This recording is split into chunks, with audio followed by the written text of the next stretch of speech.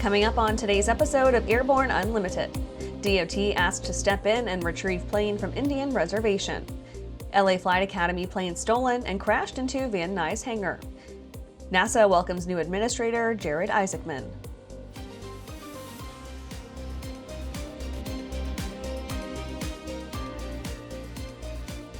Welcome to Airborne Unlimited. I'm your host, Holland Lee.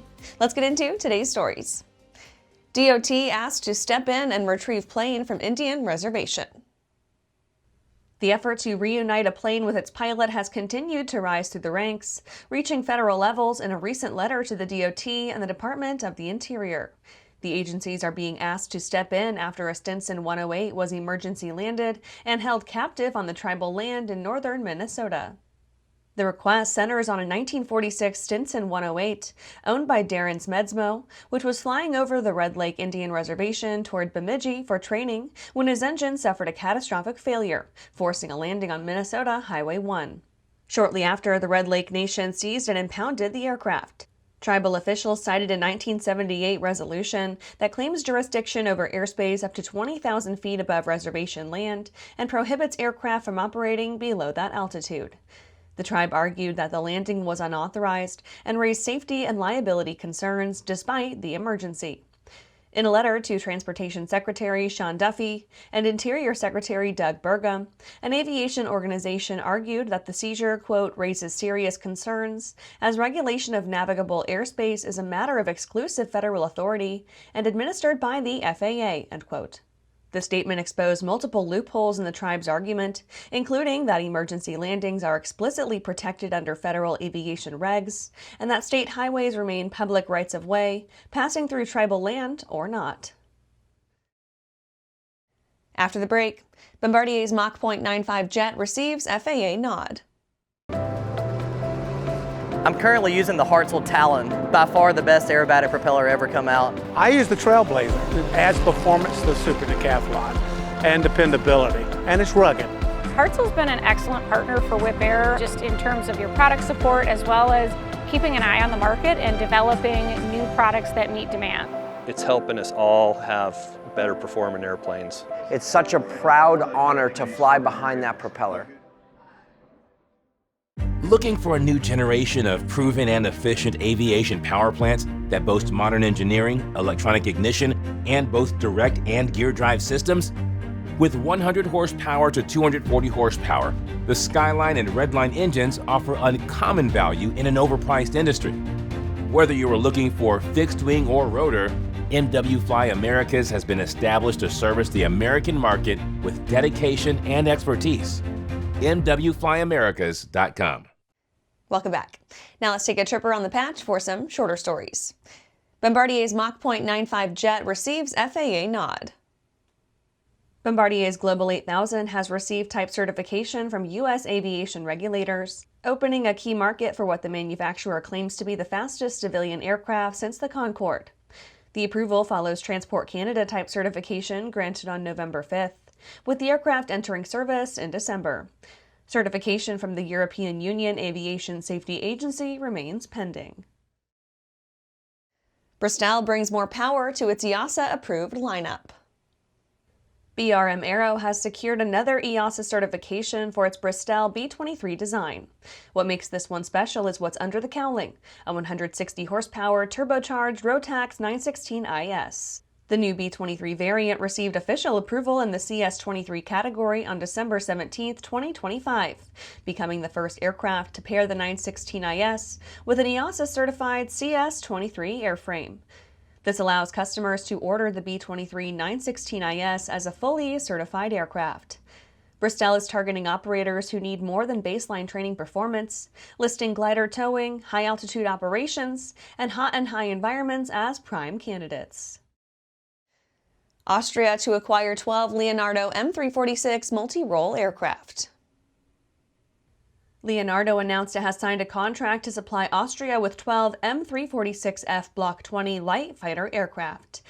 In addition to aircraft, the deal includes simulation systems for training pilots and maintenance technicians, spare parts and equipment, and logistical support for 6 years following the first aircraft delivery in 2028.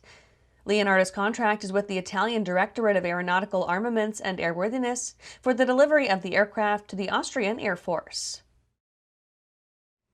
ANN wishes our readers, listeners, and viewers a very happy holiday. As we observe Christmas this week, we want to let you know that ANN will still be on the job reporting breaking news in the aviation and aerospace fields as it happens. Aero-News will be publishing at a slightly reduced level on December 25th and 26th as our staffers spend some time with their families.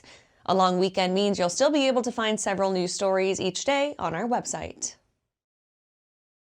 And that's it for today's trip around the patch. Let's get back to the rest of the news. LA Flight Academy plane stolen and crashed into Van Nuys hangar. An early morning aircraft theft at Van Nuys Airport ended quickly and surprisingly without leaving the ground, when a stolen LA Flight Academy Cessna 172 crashed into the side of a hangar. Authorities say the training aircraft struck the building while taxiing, causing damage to both the plane and the hangar, but leaving everyone unharmed. Los Angeles Airport Police say the event began around 0400 hours, when the suspect allegedly, quote, trespassed a private leasehold and onto Van Nuys General Aviation Airport, end quote. He then found his way into one of LA Flight Academy's C-172 trainer aircraft, and before the clock struck 5 a.m., left it in the side of one of Van Nuys' hangars. The suspect was identified as 37-year-old Seferino Logan, who was arrested at the scene on suspicion of burglary and theft of an aircraft. LAX PD said officers quickly located and detained the individual. The FBI's Los Angeles field office also confirmed that agents responded to assist with the investigation. Investigators believe Logan didn't get very far. According to law enforcement and local reports, the aircraft was taxiing when its left wing struck part of a hangar, causing the nose to swing sharply into the building. Photos from the scene show a sizable hole in the hangar wall, with the Cessna embedded nose first inside. After these messages, NASA welcomes new administrator Jared Isaacman. Meet the first of a new generation of the M-Class family. The M700 Fury. An aircraft worthy of the name, an indomitable force. The M700 Fury transcends traditional limits with more power, blistering performance, a finely appointed interior, and the luxury of what matters most. Time. Experience the Fury. Join the legacy. Direct Fly USA proudly introduces the new Alto NG, a single-engine, two-seat light sport aircraft for the North American market. This simple, all-metal aircraft design provides low-maintenance cost, easy, comfortable access, and responsive flight controls. Equipped with the Rotax 912 engine and a ballistic parachute, the Alto NG is reliable and safe. Learn more about the Alto NG at directflyusa.com. It's time to upgrade your power plant to the first FAA-certified clean sheet engine design in over 60 years. Delta Hawk's jet fuel-powered liquid-cooled turbocharged engine produces turbine performance at 40% better fuel efficiency of typical reciprocating engines, while also achieving exceptional reliability and significant reduction in cost of ownership. Reserve your engine package today at deltahawk.com. Welcome back.